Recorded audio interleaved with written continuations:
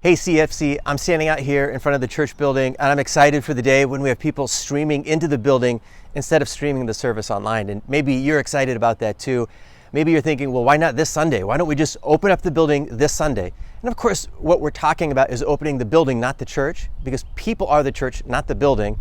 And so what would it be like if we started church this Sunday? And so imagine with me, come along and I'll show you what it would be like if we opened church this Sunday. In the church lobby, there would be no handshakes, no hugs, and no coffee. And that's no good. I want you to imagine children's ministry during this season where we'd have to say to children, hey, we need you to social distance, please wear a mask, and Tommy, no, don't share that toy. And I don't think that's gonna go well. So we'd have no nursery and no children's ministry, and I don't think that's good. We have people who have already contracted the coronavirus in this church. We have those who have been exposed to the virus. We have people who are right now under quarantine. And of course, we have some incredible, compassionate healthcare workers who work with people who have the coronavirus. And I think out of love and out of concern for those people, we need to take a slow approach to reopening. Not a glacial approach. We don't need to go super slow, but I don't think we need to be the first ones.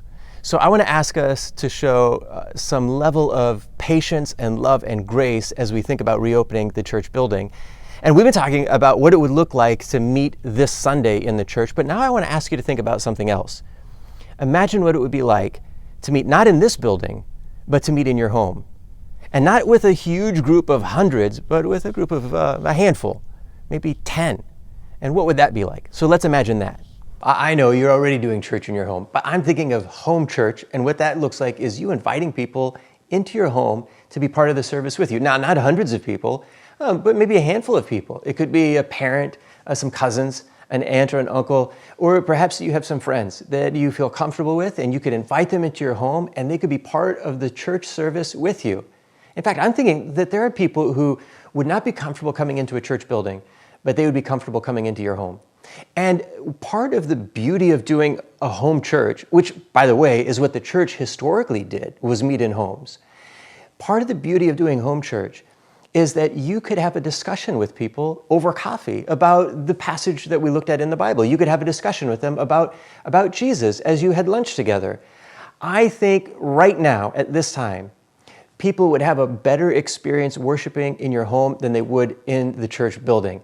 And so I think it's time for us to do home church. So will we ever meet again together in the church building? And the answer is yes. I believe, Lord willing, we will, both here in Carlisle and also on our campus at Mount Holly. And I'm excited for that. I'm really looking forward to that because I miss meeting together and I'm eager to do it. And I know that many of you are as well. And what I want to ask is, while we're waiting for that day, those of us who are ready for the church building to be open yesterday, I want to ask us to show love and grace to the population that's not ready. And then when we start meeting in this building, it's going to be sooner than some people would like. And for those people, I want to say, would you show us love and grace as we move faster than you would move if it was up to you? Because the big question for us is not, when will the church building reopen? The big question for us is, will people know that we are Christians by our love? Yeah, that's the big question. Will people know that we are Christians? Not by meeting in a church building, but will they know that we're Christians by the way that we love each other and the way that we love the world which God has put us in? And I think we're going to do that. I'm praying for that. I'm expecting that.